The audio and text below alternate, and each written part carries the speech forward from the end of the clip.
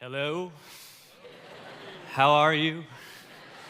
That's it. I'm not going any further on that. I mean, I'm not Tiffany, and I'm definitely not Adele, so you guys can handle that from there. How are you guys doing? It's good to see you this morning. And we're here as we close out our last weekend of the #Blessed series, and it's been a great one. And I want to open up our time together by asking you a question. Has there ever been a relationship in your life that you would call complicated? You know, when Facebook came out all those years ago, they famously allowed for you to label your relationship status. And one of the options was, it's complicated. Now, I'm a guy, admittedly, a little relationally stupid sometimes, but I've never used the word it's complicated to describe a romantic relationship. And a lot of guys I know haven't either. You know, for us, it's pretty cut and dry. You know, you're either in one or you're not.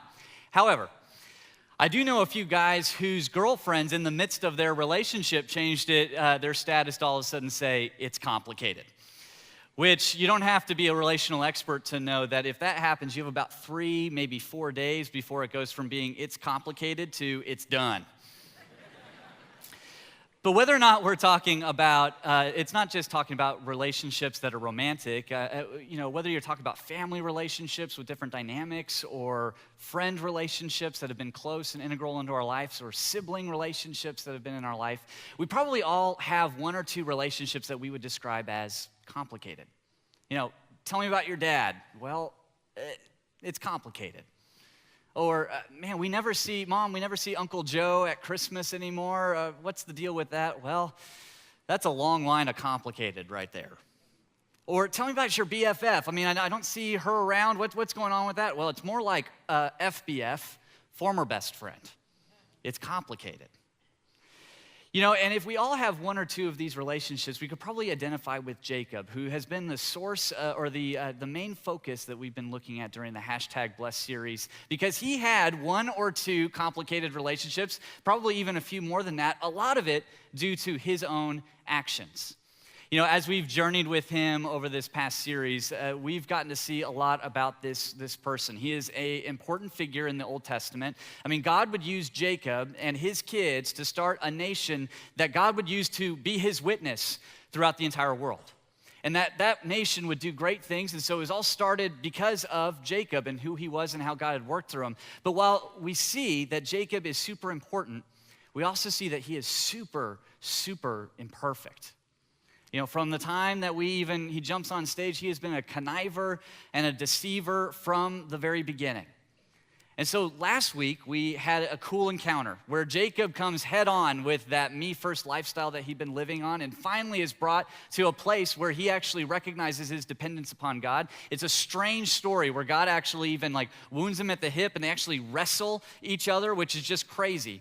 In fact, if you weren't here last week to hear that message or think through that super cool story, if that just sounds weird to you, go online and check out Jeff's message from last week. It will blow your mind. But what we see is an opportunity where Jacob comes face to face with his lifestyle and says, okay, I've been pursuing blessing and grabbing it for myself my entire life, but actually true blessing comes from God alone. He actually finally has that moment where he's like, okay, God, I'm placing my identity in you.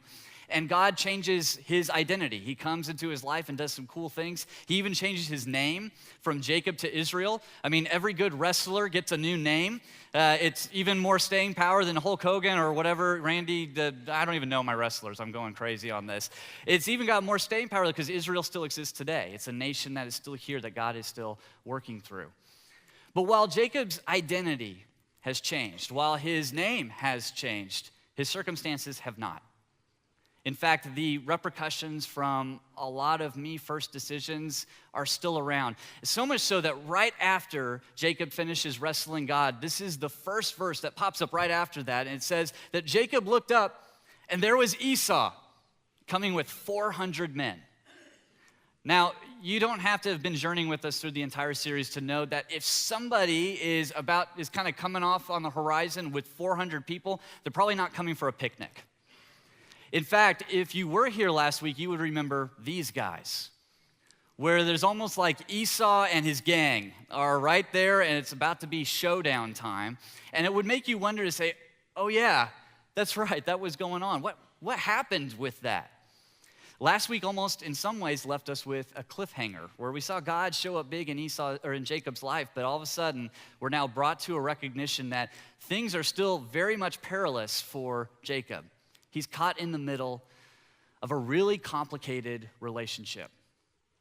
And so we're going to see God use this obstacle, that Jacob sees this obstacle on his path to the blessed life, the life to the fullest that God is leading him on. Jacob will see this big obstacle, really a big Esau, and God's going to use it in a surprising and even kind of a shocking sort of way, a way that would never happen in today's world. And so to find out how God uses that and maybe see how that might affect some of our relationships, join with me in Genesis chapter 33, and we're going to continue in verse 1 right after where we just left off. In fact, actually, before I get there, let me explain something, because I think for us to understand exactly what Jacob is wrestling with as he sees Esau on the horizon is that this complicated relationship has history. That even as these guys are about to pop in and show up with the gang, there's a lot more to that story that we've been understanding. I mean, most complicated relationships that you and I are wrestling with, that we've worked through, have deep relational history. It's like maybe they broke down or had a bad moment because of a careless word that someone said or some kind of action or some kind of hurtful fight that happened. But a lot of times there was stuff that's been simmering for a long time, and that's certainly the case between Jacob and Esau. And really it started with the fact that they had wildly different personalities. You know, Jacob was an introvert, whereas Esau was an extrovert. They had wildly different abilities. You know, Jacob was the guy that liked to, sit back, and he was kind of a strategic person. He'd sit and read the room and look at things. That was just kind of his thing. He'd be a really good game player, whereas Esau was the star quarterback. He was the guy that loved to, go out there and hunt things and go out there and just kind of do all sorts of manly things. So they already had that going on. They also struggled with something that maybe people here in this room, maybe those of you that are watching online, have struggled with, and that is parental favoritism, where mom loved Jacob a whole lot more than she loved Esau, and dad loved Esau a whole lot more than he loved Jacob. And not only is that incredibly painful if you've ever experienced that, but it also makes things incredibly complicated. And it got to the point for their relationship where it was brought to a head, where Jacob made a very me-first kind of decision to put himself ahead, to just kind of steal the blessing and steal the family inheritance with a lot of deception from his dad that cheated Esau out of his inheritance. And so this is how Esau reacts. It shattered an already shaky relationship. In Genesis 27:41, we read this a number of weeks ago, but it says this, that Esau held a grudge against Jacob because of the blessing his father had given him. He said to himself, "The days of mourning for my father are near." Basically, dad's about to die. "Then I will kill my brother Jacob." Now, most siblings from time to time will throw out the, flippantly throw out the, "I'm gonna kill you." That happens between siblings. But there is a lot of reason to believe that Esau actually meant it. I mean, the dude is a hunter. He kills things regularly. Like if you were to meet Esau, he'd be wearing a t-shirt that would say, "Guns don't kill people, I kill people." And he has a plan, and it's eerily specific. It's like, okay, dad's funeral is about to come, so let's just make this a 2-for-1 and have Jacob's right after that. We'll handle all the details all at once. It's going to be great.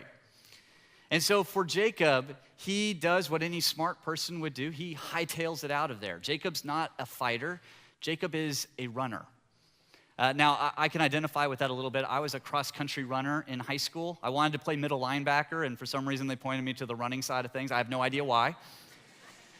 And we had a statement as runners that went something like this. It says, "You may be able to beat me up, but I can run away from you." Not very studly, but kind of comes in handy from time to time. And Jacob takes that cue and decides, hey, I'm going to hightail it out of there. And God does some pretty incredible things in Jacob's life for the next 20 years, where he comes face to face with his lifestyle, face to face with some of those decisions and those choices that he's made.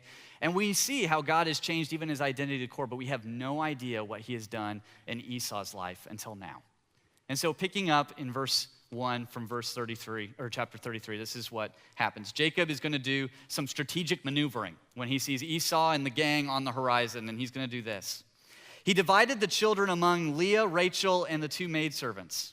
He put the maidservants and their children in front, Leah and her children next, and Rachel and Joseph in the rear. Now let's stop for a second, because what's going on here? What's he doing? And he divides up the party when he sees this kind of impending attack, so to speak. He divides up the party, I think, for a couple of reasons. The first one's maybe not that bad of a reason. It's almost like he wants there to be waves of his party to meet Esau, almost to make like kind of a good impression. It's like, oh, that's nice to meet them. Oh, it's really nice to meet you. Oh, that's great. It's kind of akin to maybe like cleaning up your house before you're about to have like a big confrontation, or maybe a big meeting with family you haven't seen for a while, or maybe dressing up a little bit nicer. So that's not a bad thing. The second reason is a bad thing. In fact, it's a sign of an old Jacob that still pops up even though God has changed his identity. You know, for you and I, that's something for us to think about, that even when God enters into our world, enters into our very identity and starts to change us, starts to shape us, starts to transform us, that there can still be times where our old identity, our old tendencies and bad habits pop up. And this is one of those times for Jacob. Because the favoritism that his parents showed him, that kind of battle, he now puts on his kids and on his wives. It's funny how relationships oftentimes work that way, where we think when there's a dysfunctional relationship that it kind of just stays in its own little box here and that we can compartmentalize it and put it somewhere else, but that's not really the example we see here, and it's not probably the example you've experienced in your own life, because hurt relationships hurt relationships.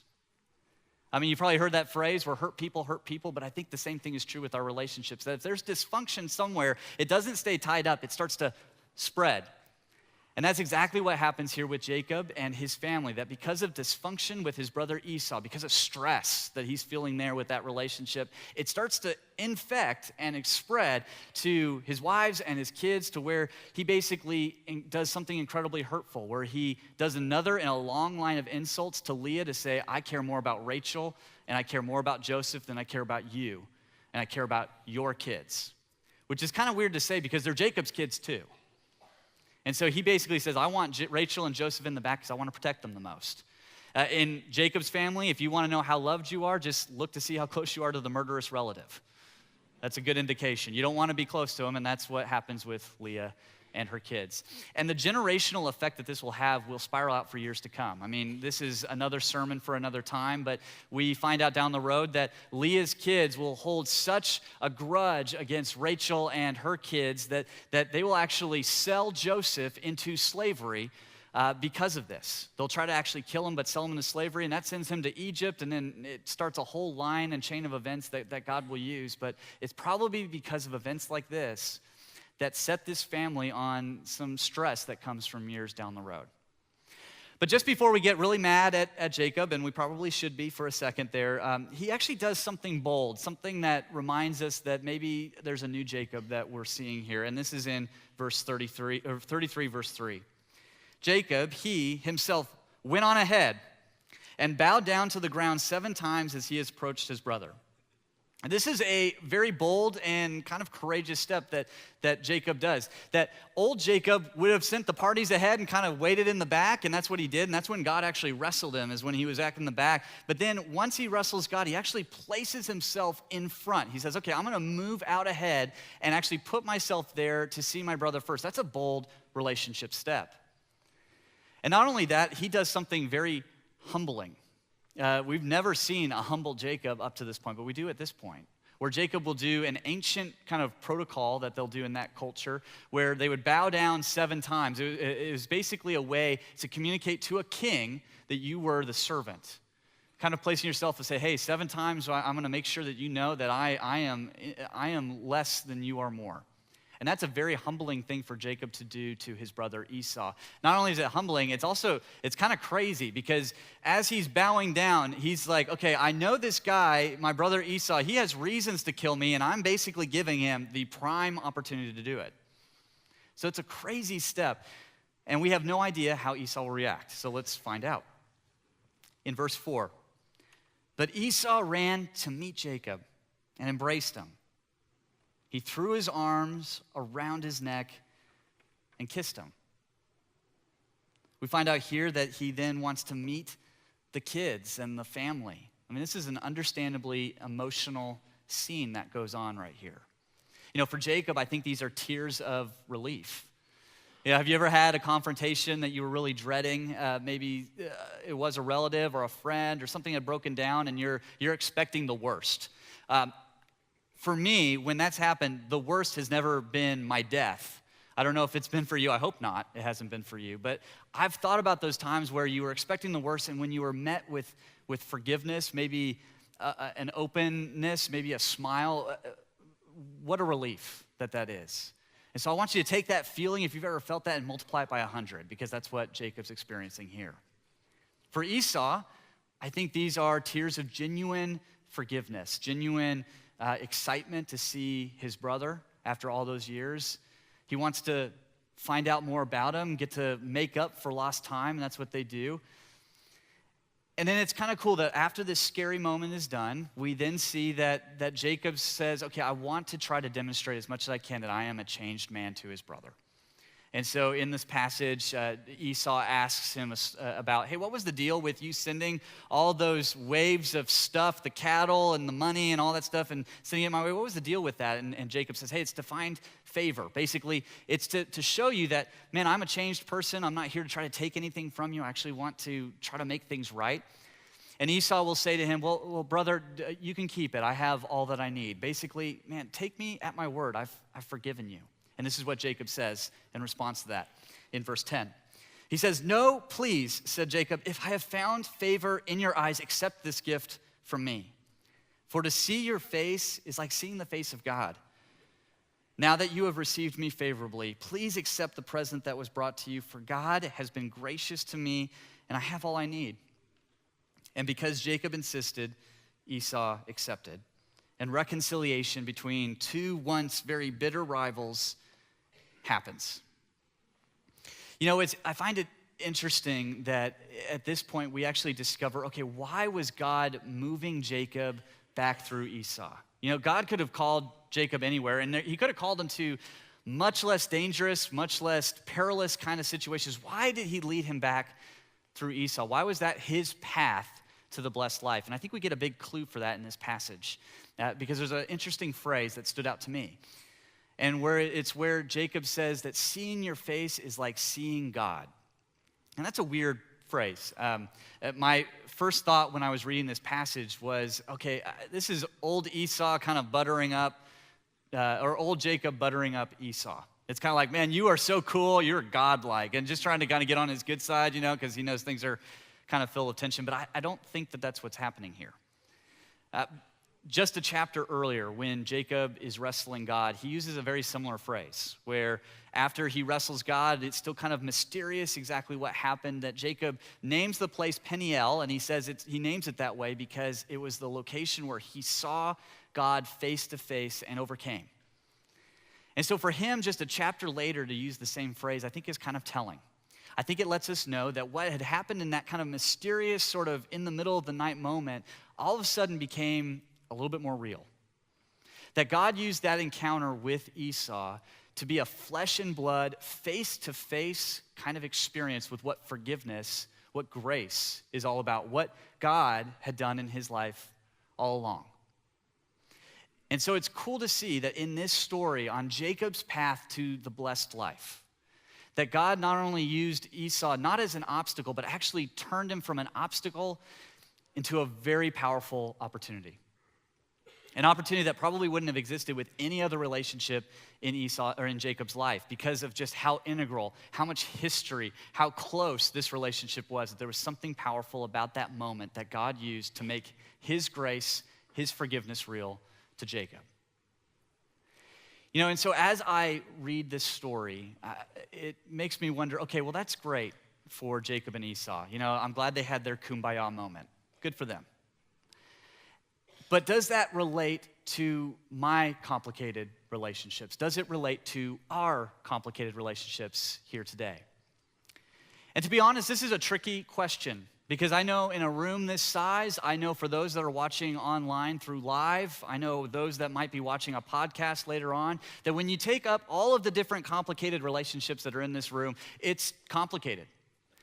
That it's hard to know, okay, so you have your own intricacies, you have your own issues, there's relational history there. Does it really relate to what's going on here with Jacob and Esau? I mean, I was talking with one Chase Oker earlier this week about a complex, complicated relationship that he's dealing with. In his family, he found out just a couple of years ago that 45 years ago, his mom had been sexually assaulted by his uncle. Now, the uncle was on his father's side. It was his father's brother, and that assault happened before his mom and his dad got married. But a couple of years into the marriage, his mom got the courage to finally say, hey, this happened in our history. And his dad did nothing about it. In fact, his dad and that brother, his uncle, are still best friends till this day. And so this was just another, actually a deepest cut in another long history of moments where my friend had heard from his father this message communicated. It says that other relationships are more important than my wife and my kids. There have been several nicks and cuts and bruises along their relational history with his dad, but this was kind of the capstone when he found out about this a couple of years, and it severed the relationship. In fact, that his father still doesn't understand the toll that has taken on his kids, the grandkids, and also on his wife, that she struggles with mental illness as a result of that situation. What do you do with that? You know, I know that those are the complicated situations that there's similar ones, different ones of their own complexity that are in a room like this. And so when we see that, when we understand some of the ones that we're dealing with, it's like, okay, I see that this is a big obstacle in my life. I don't know what I'm supposed to do with it. I'd rather just completely avoid it than have to go through it. And so is that what God's calling me to? And that's an interesting question. But I want to spend a few moments talking about that this morning. Because we do know that in some of these things here, God tends to pull us back through these complicated relationships, even when we don't think it'd be the best idea. That complete avoidance of these relationships is probably not possible. The first reason is one that is probably known in our culture all throughout. It's probably not just one, it's not just a thing from the Bible. It's one that actually comes from a non-Christ follower, and it's one that it applies to everybody. So if you're not a Christ follower today, this applies to all of us in here, and we're glad you're here with us because we designed this place for you. And so this was one that we can all do. And it comes from a famous quote that we have no idea who said it. It was so long ago that this quote came out. So he, she, it is missing out on some great royalties, but this is what he, she, it said. They said that withholding forgiveness is like drinking poison and expecting the other person to die. Ouch. But kind of true, isn't it? I mean, on the surface, holding a long-time grudge against a complicated relationship, avoiding or ignoring or talking trash, on the surface, that feels kind of good. It's like, baby, we got bad blood. I don't know if we can solve it. That's my Taylor Swift. You're welcome. I'm giving you Adele and Taylor. I'm not going to quit my day job. Don't worry about that.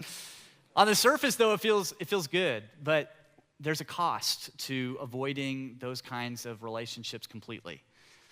And the thing that's strange about it is the cost is not often felt by the person who has wronged us. It's felt by ourselves.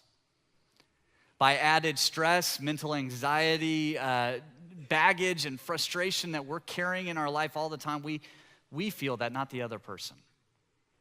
It's also, there's a cost on our other relationships that mean a lot to us in our life as well.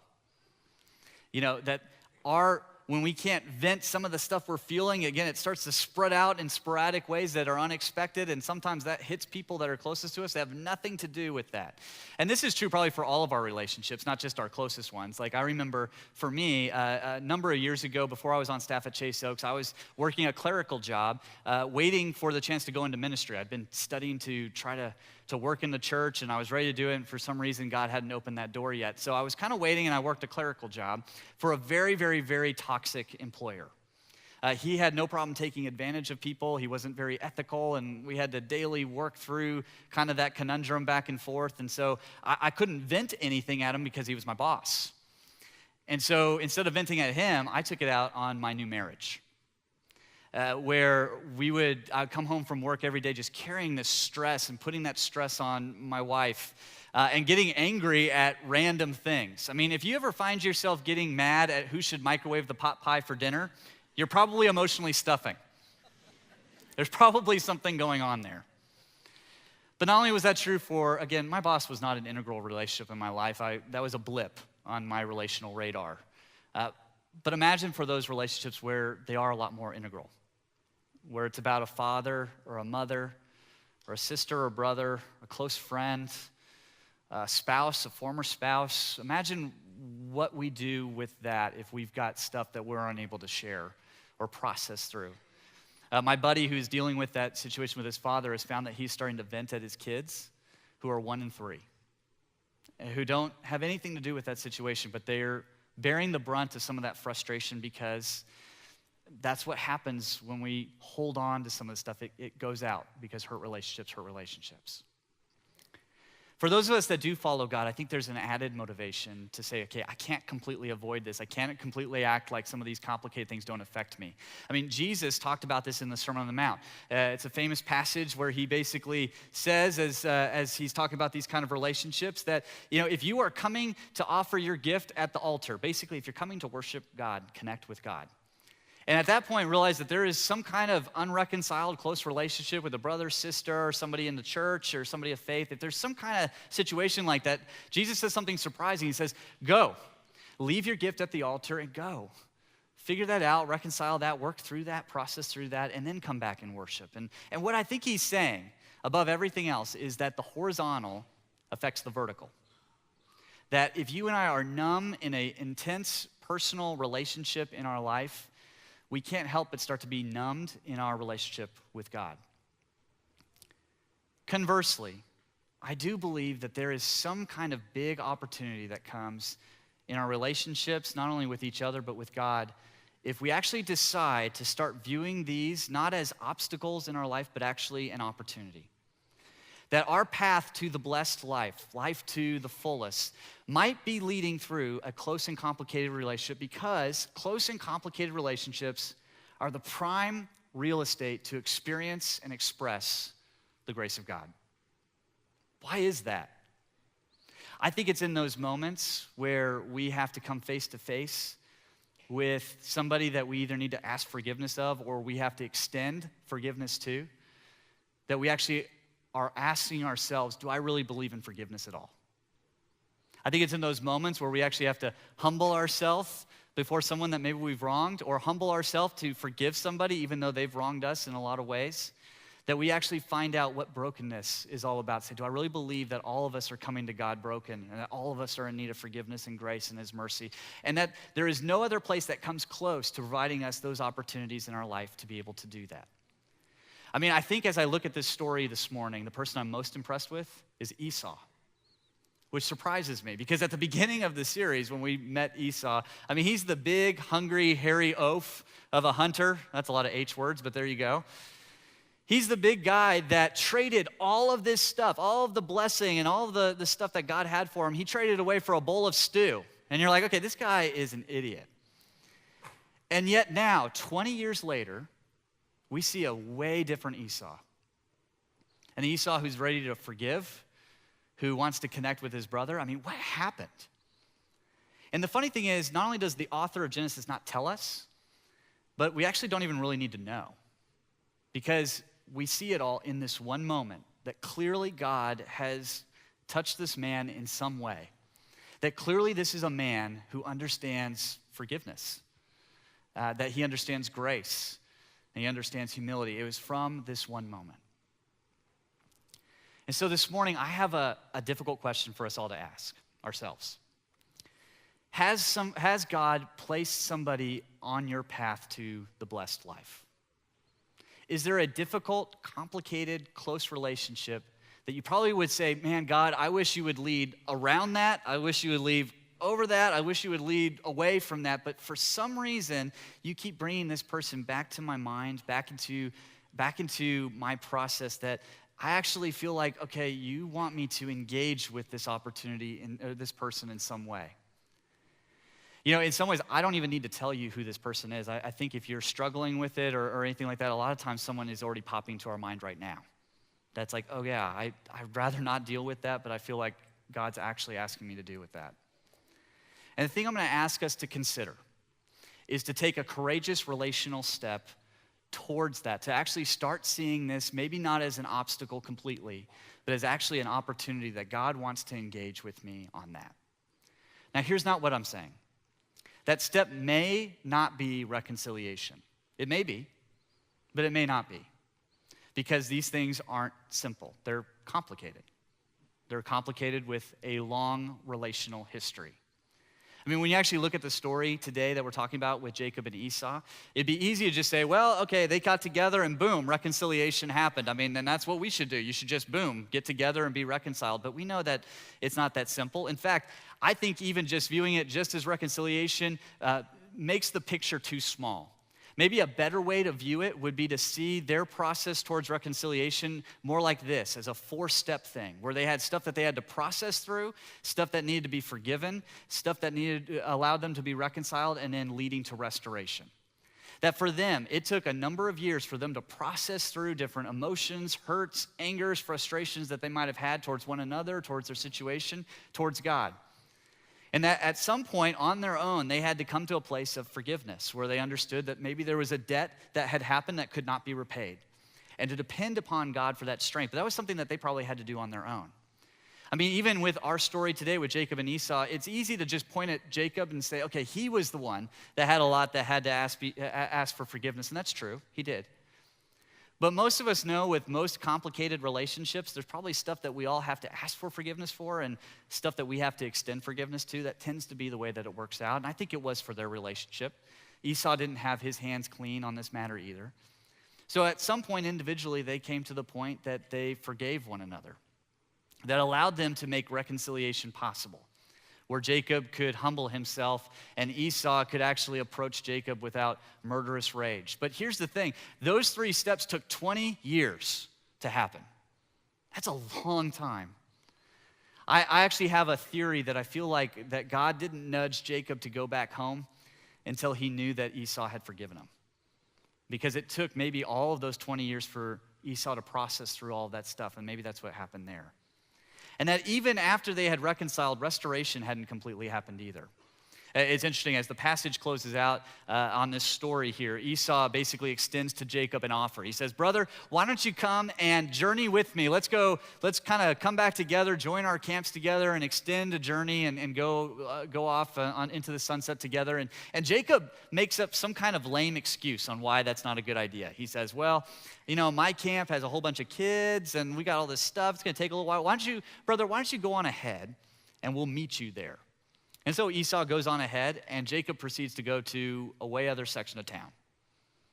And you could be a little skeptical of Jacob on that, but I actually am not. I think this is an illustration of how, even though reconciliation had happened, that a complete restoral of trust hadn't, because that takes time too. That there wasn't still that part where those old wounds had completely gone away. You know, one of the wisest people I would say here at our church, and many of you have gotten a chance to interact with him, is a man named Roll Boyce. Roll is a pastoral counselor kind of guy, and he helps couples and families. And when he talks with couples and families that are dealing with complicated situations, he has a phrase that I love. It's we didn't get here in one day, so we won't get out of here in one day either.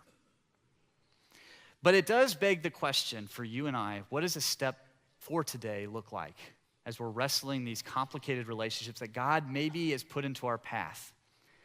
I asked that question to that guy, that leader that's dealing with his unreconciled father, and he wrote something back to me that was so powerful. I just need to read it just straight up to you guys. His words are way better than mine. This is what he said. My relationship with my father is broken. In order to reconcile with my father, I have to be ready to forgive and accept my father for who he is and what he has done. My father, though, has to be willing to reconcile with me too. And unfortunately, I can't make him do that. Nevertheless, I wait and do my own work. I have to work through different stages of processing, feeling angry, immensely sad, and eventually acceptance and forgiveness. That's all I can do, and really that's enough work in itself to do today. To daily work towards a posture of forgiveness for my father. Does God want me and my father to reconcile? I believe he does. But he won't make my father reconcile. In the meantime, I think God is most concerned about me learning to forgive by understanding better what a monumental act of love it was for God to forgive me. That's a courageous statement right there, a courageous step to daily work towards a posture of forgiveness, the courage to kind of admit that there are wounds in a life that have been caused, the courage to kind of confront pride and self, the courage to kind of say, all right, I don't even want to feel this stuff about my father, but I'm here doing that, and God's going to work through that. That's his courageous step. What might yours look like today? Is it the courage to admit that a wound actually exists in a relationship that you have? Or maybe that you have caused a wound in someone else's life, a close relationship life that you didn't even know or didn't want to admit that you had? Is it the courage to process for the first time maybe some of those emotions and those hurts and those feelings that come up with some of that, to maybe talk to a trusted friend or a counselor? Is that maybe the time to do that? Is it the courage to forgive? To say, okay, I'm going to admit that there's something here that cannot be repaid that has happened here, and I need to trust and depend on God's grace like I've never done before in order to forgive this person? Is it the courage to actually make that awkward phone call to that person that maybe we haven't been reconciled to, and maybe the timing's right? Say, okay, now's the time. I need to take that step out to actually meet up with this person. Or is it the courage to admit that even though you may not have an unreconciled relationship with someone that's close or complicated, that the relationship's not all what it could be? You know, I don't think it's any coincidence that this weekend that we're talking about a very, very difficult subject is that it's Palm Sunday weekend. It's on this weekend that we recognize and we remember a very courageous relational step that Jesus took for you and I. It was on this day that he decided to step into a very complex situation. He went into Jerusalem knowing he was going to die, knowing that he was going to go to the cross so that you and I could be reconciled to the Father. And as we remember that step in this week, in this lead up to Easter, it's also a call not only to celebrate how God has reconciled us through Jesus, but it's actually a call to join him in those efforts. That if you and I want to be agents of reconciliation, if we want to follow Jesus' lead in reconciling those broken things in this world, we have to be practitioners of reconciliation in our own life, even when it's difficult.